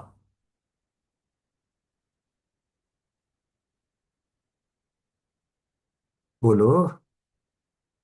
तो दिख रहा है मुझे मक्खन में भी बिना तपे हुए क्या नहीं होगा? घी का मोक्ष नहीं मिलेगा। तो आपके सामने है कि नहीं है? हाँ। और बाकी तो बीच बीच में कभी तो गुलाब जाम और लड्डू आएंगे तब तो दिखेंगे ही दिखेंगे। बेसन के लड्डू में क्या दिखेगा? उसका बहुप्रदेशीपना दिखेगा। अरे हाँ या ना? हाँ, मुझसे ज्यादा तो आप लोग किचन में रहते हैं, मैं तो सिर्फ भोजन करने के लिए जाता हूँ। आप तो पकाने के लिए भी जाते हैं। नहीं? हेमा दीदी कुछ तो कह रही है, रुको रुको, क्या कह रही है दीदी? भैया जिस तरह से आप किचन की सूक्ष्म बातें बताते हो ना, हमें लगता है आप भी मदद करते हो थोड़ी थोड़ी। किसी जमाने में आदत थी, बैचलर रह गए हैं तब जाकर के। और जब भी शुरुआत में इटली वगैरह जब जाना होता था, 2-2 महीने रहते थे, तो किचन के साथ में अपार्टमेंट लेते तो अपना भोजन खुद पकाते थे, तो थोड़ी बहुत चीजें पता है और रुचि भी है, इसीलिए चीजें याद आ जाती है। बट इसका अर्थ ये नहीं कि हर रोज जाते हैं मदद करने के लिए, नहीं, मदद का डिपार्टमेंट नहीं है अभी, अपने ही कारणों में। और इसीलिए तो वो मदद नहीं करनी पड़ती है और पूरा का पूरा डिपार्टमेंट मैडम संभालती है, इसीलिए तो हम अपने कारणों में व्यस्त हो सकते हैं, नहीं तो नहीं होगा। आगे बढ़ते हैं। तो मेरा कहने का मतलब है कि ये अभीष्ट ज्ञानों पे और कोई बात नहीं है, 24 घंटे ग्रंथों को लेकर बैठने की बात नहीं हो रही है। जो पढ़ा हुआ है आजू बाजू में उसी को देखना, आजू बाजू को उसी को देखना, ये जब हम करते रहेंगे तो हमें अभीक्ष्ण ज्ञानोपयोग बनता होगा। बात समझ में आ रही है? क्लियर है? चलिए, अभी तक खत्म नहीं हुआ, आगे बहुत कह रहे हैं। पंच महाव्रत रक्षाम, अब ये तो बुधराजों के लिए है। पंच महाव्रतों की रक्षा करते हैं। कैसे करते हैं पंच महाव्रतों की रक्षा? पंच महाव्रतों की रक्षा कैसे होती है, कौन बताएगा? सारिका दीदी, पंच महाव्रतों की रक्षा। अनुव्रत धारण करके और नहीं नहीं नहीं, अतिचार। महाव्रत अनुव्रत के ऊपर आएंगे, पहले महाराज की चर्चा करते हैं। पंच महाव्रत तो महाराज जी ले लेते हैं, निग्रंथ दिगंबर साधु, है ना? अतिचार रहित होके। तो उसके लिए क्या करना पड़ता है? रीना शाह दीदी ने बहुत सुंदर लिखा, समिति का पालन। याद आ रहा है कि नहीं आ रहा है? व्रतों को धारण करना, समिति का पालन करना, कषायों का निग्रह करना, दंडों का त्याग करना, ये सब करने से क्या होता है? संयम होता है। सम्यक रीति से यम होता है। और हम और आप एक देश रीति से कर रहे हैं, तो महाराज जी की तत्पर चर्चा छोड़ दो। अनुव्रत को संभालने के लिए क्या करना पड़ेगा? अनुव्रत को संभालने के लिए क्या करना पड़ेगा? जिन्होंने लिए है वो तो बताओ, विजय लक्ष्मी दीदी बताओ। हाँ विजय लक्ष्मी दीदी बोलिए। एक देश त्याग करना है सब, मतलब दीदी त्याग करने से तो अनुव्रत ले लिया, नियम ले लिया, अब क्या करना है उसको बरकरार रखने के लिए? अनुव्रतों की रक्षा करने के लिए क्या करना है? मीडिया पर समिति पालने का, देख कर चलना है। और और जीवों की हिंसा नहीं करना है, जैसे कि त्रस जीव कर सकते, मतलब एक दो। आप सही जा रहे हो, बट मुझे थोड़ा सा आगम का ऐसा उत्तर चाहिए ना कि 100% इसके आगे कुछ बोलने की जरूरत नहीं है वनिता दीदी बोलिए। जीवों का एक देश पालन करना। अरे जीवों का पालन कहाँ करेंगे? वो तो ठीक है, हिंसा में आप कह रहे हैं कि वही संकल्प हिंसा का त्याग वगैरह, ठीक है। चलिए आगे बुलाइए, कहाँ गए दीदी का फोन अभी? वनिता धीरावत दीदी, एक मिनट। है, बहुत सारे वीडियोस एकदम से ऑन हो जाते हैं। हाँ वनिता दीदी बोलिए। गुण व्रतों को धारण करना पड़ेगा। हाँ, गुण व्रतों को धारण करना। गुणव्रतों को धारण करना, अनुव्रतों की दृढ़ता के लिए गुणव्रतों का धारण करते, बहुत बढ़िया, बहुत सुंदर। और महाव्रतों के अभ्यास के लिए सामायिक आदि शिक्षा व्रत। शिक्षा व्रत। और किसी को तत्वार्थ सूत्र सर्वार्थ सिद्धि किसी को याद आ रहा है क्या? सुरेखा शाह दीदी क्या याद आ रहा है? अनम्यूट अनम्यूट कर लीजिए।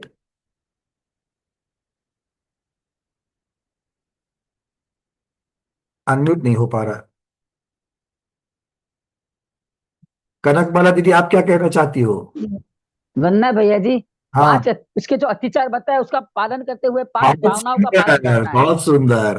5 5 भावनाओं का। भावनाएं दृढ़ करने के लिए 5 भावना दी है एक एक व्रत की, और हाँ। अतिचार भी बताया है जिनसे हमें बचना है। ठीक है, सारा सारा आ गया, बहुत बढ़िया। ठीक है, चलिए, तो इस चीज को याद रखना है।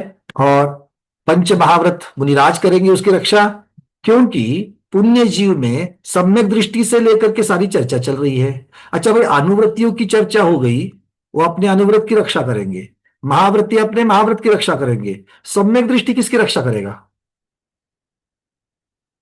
अविरत सम्यक दृष्टि है जो हमारे साथ बैठे हुए हैं, जिन्होंने अनुव्रत नहीं लिए हैं। आप किसकी रक्षा करते हो? ऐसा नहीं कि पंचम छठे गुणस्थान वर्ती को भी ये रक्षा करनी पड़ती है सम्यक्त्व की। तो अपने सम्यक्त्व की रक्षा करने के लिए क्या करना पड़ता है? 3 मूढ़ता से रहित होना है, 25 दोषों का त्याग करना है, सावधान रहते हुए ये दोष होने नहीं देना है, बस इतनी सी बात है। हाँ या ना? चलिए, बहुत बढ़िया। ये कब होता है? किसी को जब बाजू वाले को, जो बाजू वाले हमारे अजैन रहते, उनको पता चलता है कि हम अष्टापद जा रहे हैं यात्रा पर। ठीक है ना? अच्छा, तो आते मिलने के लिए बोलते हैं भैया आप तो अष्टापद जा रहे, तो हरिद्वार होकर ही जाते होंगे। हाँ, हरिद्वार में हमारा मंदिर है, वही तो रुकेंगे, पहला पड़ाव वही होगा, फिर वहां से आगे जाएंगे। अच्छा, हरिद्वार जाएंगे तो हमारे लिए आते वक्त गंगा लेकर के आना। अब महासंकट, बाजू वाले भी है, कैसे लेकर के आओगे? है या नहीं? अगर लाऊंगा तो सम्यक्त्व में दोष, दिमाग में यही आ रहा है, लाऊंगा तो सम्यक्त्व में दोष, नहीं लाऊंगा तो बाजू वाले नेबर है, हर रोज उनके साथ उठना बैठना है, बुरा मान जाएंगे। क्या करेंगे अर्चना दीदी? क्या सोल्यूशन निकालेंगे इसके ऊपर? यदि अपन मतलब उनका मान के लाना, मतलब अपना भाव रहित होके ला सकते हैं, भावना उसमें अपनी डालनी नहीं चाहिए। उनका सहयोग कर रहे हैं ऐसा सुन के करके ला सकते हैं, लेकिन बहुत बढ़िया। थोड़ा सा दोष तो जरूर लगेगा, थोड़ा सा दोष तो हमें, हम जब गृहस्थ में रहते हैं सुवर्ण मध्य निकालना है।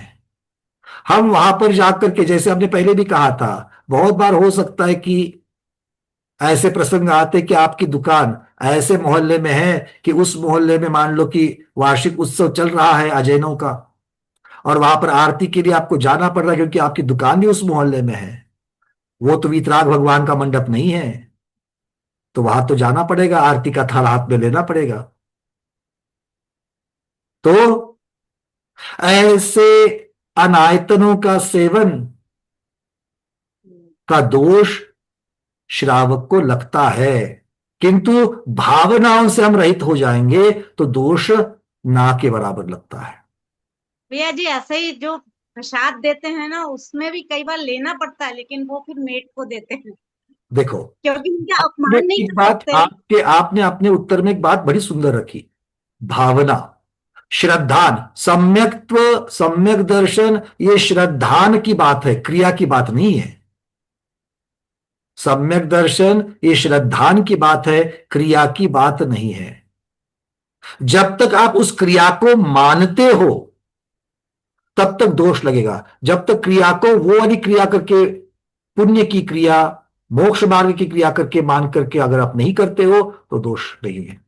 इसका मतलब क्या हो गया कि मैं पानी तो लेकर के आऊंगा, पानी दे दूंगा उनको, मेरे लिए पानी पानी है, नल का पानी और वहां से नदी से लाया हुआ पानी पानी पानी।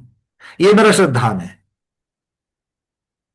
वो गंगा जल है, बहुत पवित्र है, उसमें डुबकी लगाने से ये होता है वगैरह है, ये सब भावना मेरे अंदर नहीं। इसी प्रकार का हमें सुवर्ण मध्य निकालना पड़ता है। तो ये बहुत, क्योंकि सब अविरत सम्यक दृष्टि चौथे गुण स्थान वर्ती है, वहां पर 13वें गुणस्थान की चर्चा करके नहीं चलेगा, वहां पर 6ठे गुणस्थान की चर्चा करके बात नहीं चलेगी, चौथे गुणस्थान वर्ती के साथ चौथे गुणस्थान वर्ती की चर्चा चलेगी। ठीक है ना। आपको इतना ही ज्यादा बुरा लग रहा है पानी लाने में, और कैसे बयान करूं, उससे ज्यादा बुरा लगना चाहिए रात्रि भोजन करने में, उससे ज्यादा बुरा लगना चाहिए अभी तक आलू प्याज नहीं छोड़ा है, उससे ज्यादा बुरा लगना चाहिए अरे भाई जैन कुल में पैदा हुआ हूं, सम्यक दृष्टि हूं, भगवान को तो मानता हूं, वितराग भगवान के बिना किसी को नहीं मानता, अभी तक आज तक मैंने अनुव्रत नहीं लिए, इसके ऊपर आपको बुरा लगना चाहिए। हाँ या ना। हाँ, बस ये बात हमें याद रखनी है। आगे बढ़ते हैं। पंच महाव्रतों की रक्षा करने वाला। फिर कहते हैं कोप चतुष्कस्य निग्रहम। कोप चतुष्कस्य, कोप मतलब क्रोध, चतुष्क मतलब क्रोधादि चतुष्क, क्या हो जाएंगे, कषाय, अर्थात क्रोध आदि 4 कषायों का निग्रहम परमम, निग्रह करने वाला, उनको कम करने वाला, उनका बंदोबस्त करने वाला। फिर क्या कहते हैं, दुर्दांतेन्द्रिय विजयम, इंद्रियों को विशेषण दे दिया महाराज ने, कैसे है, दुर्दांत है, प्रबल है, बहुत बलशाली है, कौन, इंद्रियों के विषय। हाया ना। अरे आलू प्याज जिसने छोड़ा है, जिन्होंने बचपन से नहीं खाया, जिनके घर में आया ही नहीं है, उनकी थोड़ा सा, उनका मैं कोई निषेध नहीं कर रहा हूं, किंतु उनकी तुलना में जिसने बचपन से लेकर के 40-45 साल तक, 50 साल तक जिसने आलू प्याज खाया है, ऐसे जीव को 50 की उम्र में आलू प्याज छोड़ने के लिए बड़ा पुरुषार्थ करना पड़ता है, इंद्रिय विजय करने के लिए बड़ा पुरुषार्थ करना पड़ता है। ठीक है, उस अपेक्षा से मैं कह रहा हूं कि यहां पर कहते कि इंद्रिय विजय, और सिर्फ रसना इंद्रिय विजय नहीं है, बाकी बहुत सारे हैं। निद्रा के ऊपर भी विजय पाना, कर्णेंद्रिय के ऊपर, घ्राणेंद्रिय के ऊपर, स्पर्शनेन्द्रिय के ऊपर विजय पाना। ये कह रहे कि दुर्दांतेन्द्रिय विजयम। आगे क्या कहते हैं, तप सिद्ध विदो, तप सिद्धि में उद्योगी, कुरु उद्योगम, तप सिद्धि की, सिद्धि का जो उद्योग है वो करने वाला, मतलब तप करने वाला, बाह्य तप करने वाला, आंतरिक तप करने वाला। ऐसा कौन है, ऐसे शुभ से परिणत जीव पुण्य जीव होता है। इतनी सारी चीजें बता दी, तो पुण्य जीव हम हैं या नहीं है मुझे बताने की जरूरत नहीं है। खुद को खुद, मैं कल से, जब से मैंने ये पढ़ा हुआ है तब से खुद को चेक कर रहा हूं, अभी तक पासिंग मार्क नहीं मिल रहे हैं। हाँ, पासिंग मार्क मिलेंगे तो आगे बढ़ेंगे। तो अब हमको आईना दिख रहा है, तो हमें और भी प्रयास करना है, और भी पुरुषार्थ करना है। ज्ञान तो मिल रहा है, किंतु अब चारित्र में भी हमें आगे बढ़ना है। और बहुत सुंदर मौका मिलने वाला है, 3 जुलाई को चालू हो जाएगा। जिनको किसी निमित्त की जरूरत होती है ना, तो बड़ा निमित्त आ रहा है 3 जुलाई को। क्या है, अष्टानिक पर्व के साथ में चौमासा शुरू हो रहा है। तो अभी तो नहीं, चौमासे में करेंगे करके अभ्यास रूप से लेना है। जितने जितने आप लोगों ने तैयारी करके रखी है, तो सारा का सारा 3 जुलाई को चालू कर देना। ठीक है। आचार्य रघुन आगे कहते ब्रह्मदेव महाराज, इससे विपरीत पापात्मा होता है, पाप जीव होता है। इन्हीं भाव मतलब जो सम्यक, जो गोमटसार जीवकांड में जो सिद्धांत चक्रवर्ती महाराज कह रहे हैं, उसी की जैसी द्रव्य संग्रह की टीका में ब्रह्मदेव सूरी ने कहा है। बातें सबको समझ में आ रही है। आज मैंने विशेष रूप से इसको ले लिया क्योंकि इससे ये जो पुण्य जीव और पाप जीव, इसकी जो संकल्पना है, पाप पुण्य की जो हमारी पारंपरिक संकल्पना है, उनसे उठकर के ये चीज है। क्योंकि अब तक तो पुण्य कौन करता था, सम्यक दृष्टि भी करता था और मिथ्या दृष्टि भी करता था। अब यहां से ऊपर आकर के, अब यहां से ऊपर आकर के मोक्ष मार्ग के प्रकरण में, सम्यक्त मार्गणा के प्रकरण में जब हम चर्चा करेंगे, तब पुण्य और पाप को ये नहीं बात करेंगे। ठीक है, यहां पर पुण्य और पाप की ऐसी चर्चा नहीं करेंगे। हम लोगों ने एक चीज और देखी थी मंगलाचरण में। मंगलाचरण में क्या देखा था? सिद्धम शुद्धम पणनीय जिनिंदवर्णे चंद्र मकलंकम। भगवान को अकलंक ऐसा हमने विशेषण देकर के भगवान की स्तुति की है। अकलंक, कलंक शब्द के अर्थ क्या किए थे? किसी को याद आ रहा है? कलंक शब्द जिससे भगवान रहित है, कलंक शब्द याद आ रहा है? नहीं। मल, दोष, पाप, ये तीन कलंक कहलाते हैं। तो भगवान 18 दोषों से रहित है कि नहीं है? है। भगवान मल से, अंतर्मल और बाह्य मल से रहित है कि नहीं है? बाह्य मल औदारिक शरीर परम औदारिक हो चुका है, सप्त धातु से विरहित हो चुका है। और अंतर्मल भाव कर्म और द्रव्य कर्म दोनों को, घाती कर्मों को हटा दिया है, अरहंत अवस्था। अब बचा पाप। तो पाप कितने होते हैं? अभी भी इतना ही कह रहे हैं। अरे भाई चर्चा किसकी है? बच्चों की चर्चा चल रही है कि केवली भगवान अरहंत भगवान की चल रही है? 5 पाप तो आप बच्चों से भी छुड़वाते हो। दीदी आपने प्रतिभा ली है, मीनाक्षी दीदी, है कि नहीं है? नियम रूप से 5 पापों का त्याग किया है, किया कि नहीं किया? किया। आपने तो एक देश त्याग किया। आचार्य भगवान जो हमेशा आते हैं यहां पर, उन्होंने कितना किया? हमेशा के लिए किया, सभी प्रकार के पापों का कर दिया। तो वो तो छठे गुण स्थान में ही किया है। अब अरहंत अवस्था में कौन से पाप की चर्चा चलेगी? पाप प्रकृतियों को नाश कर दिया। जो घाती कर्म प्रकृतियां है, नियम से पाप प्रकृतियां है, उन पाप प्रकृतियों का नाश किया है। इसीलिए किसकी चर्चा चल रही है उसकी अपेक्षा से हमें वहां पर उन शब्दों का अर्थ लेना है। पाप शब्द का अर्थ आपके हमारे लिए अलग है, पाप शब्द का अर्थ बच्चों के लिए अलग है। आप बच्चों को पाप से छुड़वाते हो तो क्या उसको अनुव्रत देते हो? प्रतिभा देते हो? नहीं ना। बेटा चींटी के ऊपर पाव नहीं रखना, एक बात बताते है कि नहीं? तो ये स्टेज बाय स्टेज। तो अब चर्चा किसकी चल रही है? पुण्य जीव की। जब पुण्य जीव और पाप जीव की चर्चा चल रही है, मोक्ष मार्ग की चर्चा चल रही है, सम्यक मार्गणा की चर्चा चल रही है, तो पुण्य जीव में पुण्य और पाप की जो हमारी पारंपरिक कल्पना है वो यहां पर लगा करके चलेगा क्या? नहीं चलेगा। इसीलिए कल का और आज का पूरा स्वाध्याय हमारे दिमाग के अंदर का एकांत निकाल करके अनेकांत भरने के लिए किया है। बोलो महावीर भगवान की जय। बात समझ में आ गई? क्योंकि अकेले सिद्धांत चक्रवर्ती महाराज की गाथा से आप लोगों का समाधान नहीं हो रहा था जो आपने मुझे प्रश्न भेजे, इसलिए आज का एक एडिशनल क्लास हो गई। हमने द्रव्य संग्रह वाली टीका लेकर के ब्रह्मदेव सूरी महाराज के चरण में जाकर के बैठा, तब उन्होंने और भी बताया। तो आज आप लोगों को ऐसा लग रहा है आपके चेहरे लग करके कि भाई पुण्य जीव, हाँ ये कुछ अलग चीज है, सम्यक दृष्टि मिथ्या दृष्टि की अपेक्षा से है, और हमें पुण्य जीव बनना है। हाँ या ना? थोड़ा बहुत बने हैं, पूरा का पूरा बनना है। तो इस प्रकार से है पुण्य जीव की चर्चा यहाँ पर संपन्न होती है। किसी का प्रश्न है पुण्य जीव पाप जीव नव पदार्थ के ऊपर? क्योंकि पुण्य जीव की चर्चा तो आज हमने कही है।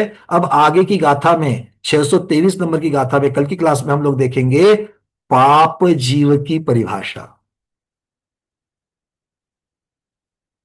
पुण्य जीव तो हम अभी तक पूरा नहीं बने हैं, थोड़ा बहुत पुण्य जीव के बने हैं या फिर बनने की तैयारी में है। कहीं हम पाप जीव तो नहीं है, ये भी चेक करना पड़ेगा ना।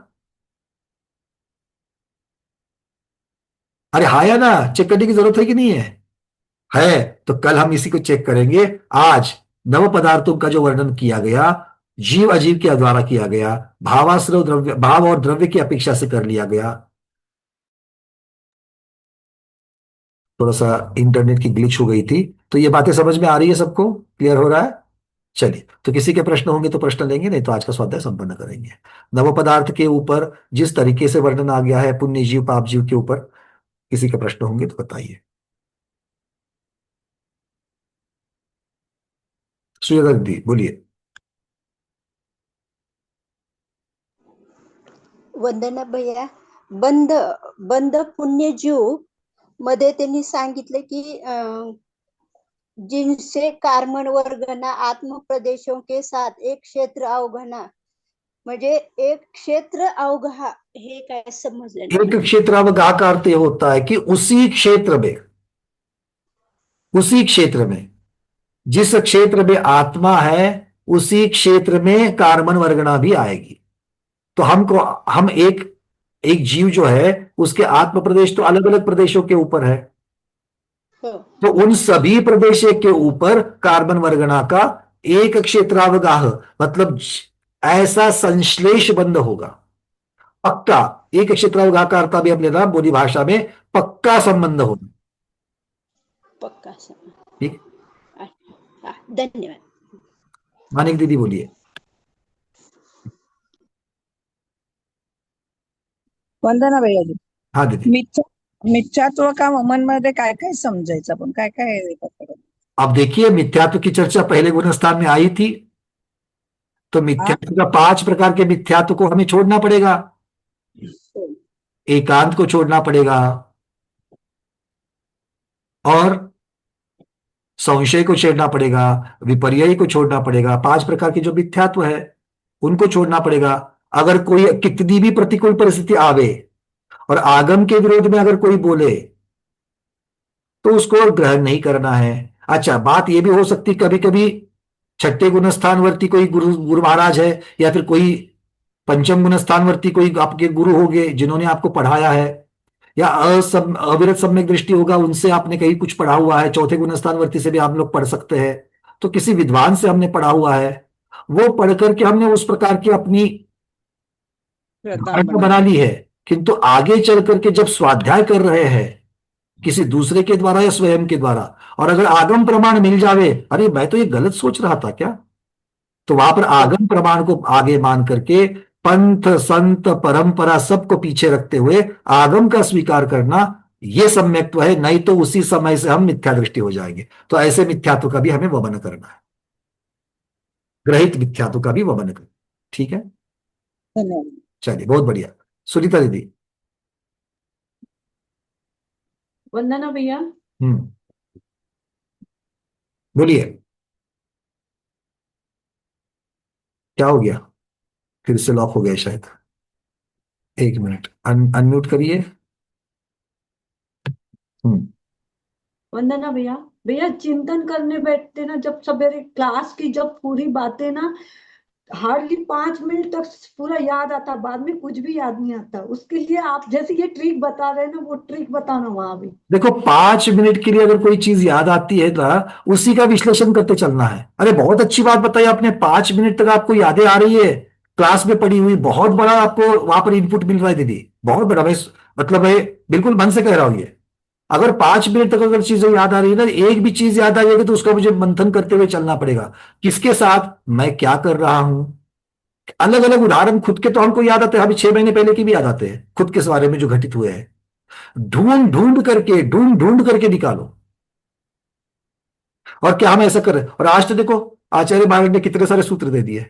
भक्ति जो मैंने आपको एक छोटा सा एग्जांपल दे दिया. आप जब मैं अभिषेक करने के लिए बैठूं, जब मैं पूजन करने के लिए बैठूं, तो क्या मेरी भक्ति सभी समयों में सभी मिनटों में समान रहती है? नहीं, वो नीचे उतरती है. होती भी है. प्रतिकूल परिस्थिति अगर बीच में आ जाएगा तो नेगेटिव में जाती है. तो ये होगा, इसको जीरो नहीं कर सकते हैं, इसको टाल नहीं सकते हैं.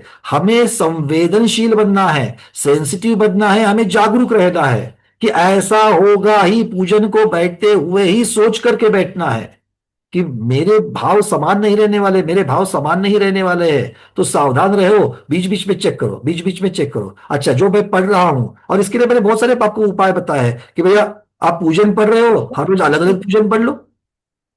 अलग अलग मुनियों के द्वारा, माताओं के द्वारा, माताजी के द्वारा, किसी विद्वानों के द्वारा भजन लिखे हुए हैं, उनको पढ़ लो. हर रोज वो विनय पाठ ही पढ़ने की जरूरत नहीं है. हर रोज ये एक ही प्रकार की स्तुति पढ़ने की जरूरत नहीं है. हर रोज एक ही प्रकार का आलोचना पाठ पढ़ने की जरूरत नहीं है. अलग अलग ढूंढो, अलग अलग ढूंढो. ठीक है, ये तरीका अपनाएंगे तो हम ज्यादा से ज्यादा उपयोग लगा पाएंगे. और दूसरी एक चीज तो हमें बिल्कुल एक्सेप्ट करनी ही होगी कि हमें आजू बाजू के चीजों के ऊपर उसको अप्लाई करना पड़ेगा. जैसा केमिकल सीखा, केमिस्ट्री सीखा हुआ बच्चा है, फिजिक्स सीखा हुआ बच्चा है, या फिर नए नए जो लोग डॉक्टर पढ़ने के लिए निकले हैं, फिजियोथेरेपी पढ़ने के लिए, डेंटिस्ट होने के लिए आए हैं, बच्चे अभी तक पूरे सीख करके तैयार नहीं हुए, घर वालों के ऊपर नुस्खे आजमाते कि नहीं आजमाते हैं? जो डेंटल सीख रहा है आकर के घर वालों के दांत जरूर चेक करता है। फिजियोथेरेपी वाले खड़ा रहने के लिए स्ट्रक्चर, आप ऐसे सीधे खड़े रहते कि झुककर खड़े रहते, आपके दोनों पांव में अंतर कैसा है, आपका स्टैंडिंग पोस्चर करता है, सब देखते हैं। मैं उसमें से गया हूं। मेरे भतीजे जब ये पढ़ते थे तो चाचा कैसे खड़े हो रहे हो, अंकल क्या कर रहे हो, आपका पोस्चर ठीक करो। ये हमारे ऊपर नुस्खे, तो हमको भी वही बनना है। वो अपना ज्ञान हम पर आजमा रहे हैं, हम अपना ज्ञान हम पर और अपने परिवार पर, दूसरों को बताने की जरूरत नहीं है, पर उसमें से सीख ले सकते हैं। हमें दिखता है अपना परिवार में से कोई व्यक्ति अगर मायाचारी कर रहा है तो हमें दिखता है, जरूरत नहीं कि आप उसको बोल करके समझाओ, क्योंकि आप हमेशा उस स्थिति में नहीं रहोगे कि आप उसका स्थितिकरण कर पाओ, पर उसमें से मैं खुद तो सीख ले सकता हूं, देखो इसने आज गलत किया, मुझे ये नहीं करना है, ऐसा करूंगा तो ये होगा। अरे कर्म सिद्धांत वाली बात है। एक एक चीज को जो हम आज आपने, मैं आपको बताऊं 5 मिनट तक आपको हो सकता है सम्यक मार्गणा का आज का लेक्चर याद आएगा, और उसके पहले आपको इंद्रिय मार्गणा का कुछ ना कुछ तो याद आएगा, आपको गति मार्गणा का कुछ ना कुछ तो याद आएगा, आपको काय मार्गणा का कुछ ना कुछ तो याद आएगा। उसको निकालो, और अगर याद नहीं आ रहा है तो और बाकी चीजों से समय निकाल करके हमें इनपुट बढ़ाने पड़ेंगे, याद आने के लिए इनपुट बढ़ाने पड़ेंगे। बट अगर आप 5 मिनट कह रही हो, मैं तो कहता हूं ये काफी है। 5 मिनट का विस्तार मैं आधा घंटा कर सकता हूं।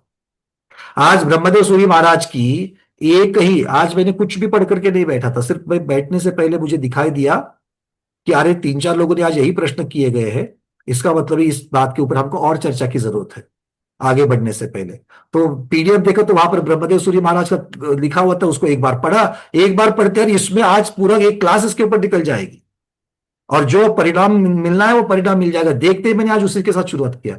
4 लाइन है, 4 लाइन के ऊपर आज 1.5 घंटा हम लोगों ने चर्चा करिए कि नहीं करिए। ये कहां से आ गया? ये कोई दूसरी जगह से नहीं आता है, हमारे सामने है। और देखो दीदी, और एक बात, याद करने के लिए हम किसी प्रतियोगिता में नहीं बैठे कि हमको बिना पूछे बिना देखे करना है। अब क्लास की पीडीएफ निकालो, और पीडीएफ नहीं है ऑडियो सुनो। अरे ऑडियो वापस सुनते हुए आपको वापस धर्म ध्यान होता है। गाइडेड मेडिटेशन का ही अभी आज हमें सहारा लेना है। सामने के किसी के भी प्रवचन आपको जो अच्छे लगते हो, किसी वक्ता के लगते हो, उसको लगाइए, उसको सुनिए। वो सुनते वक्त एक एक शब्द के ऊपर आप ध्यान दीजिए। तो इनपुट की तो जिदी कोई कमी नहीं है, मैं तो आपको बस यही कह दूंगा। ठीक है, चलिए, बहुत बढ़िया। और ये भावना होना, ये सम्यक्त्व का दर्शन है, इसलिए मैं अनुमोदना करता हूं इस चीज की। आज के स्वाध्याय में इतना ही। आज के स्वाध्याय में यही भावना भाते कि भगवान पुण्य जीव बनने के मार्ग पर निकल चुके हैं, जल्द से जल्द इसकी संपूर्ण अवस्था तक हम सब लोग पहुंचे और पुण्य जीव बन जावे। इन्हीं भावनाओं के साथ में आज के स्वाध्याय को गुरुओं के श्री चरणों में बारंबार नमोस्तु वंदामि इच्छाकार करते हुए यही पर समापन करते हैं। जैनम जयतु शासनम, जैनम जयतु शासनम, जैनम जयतु शासनम।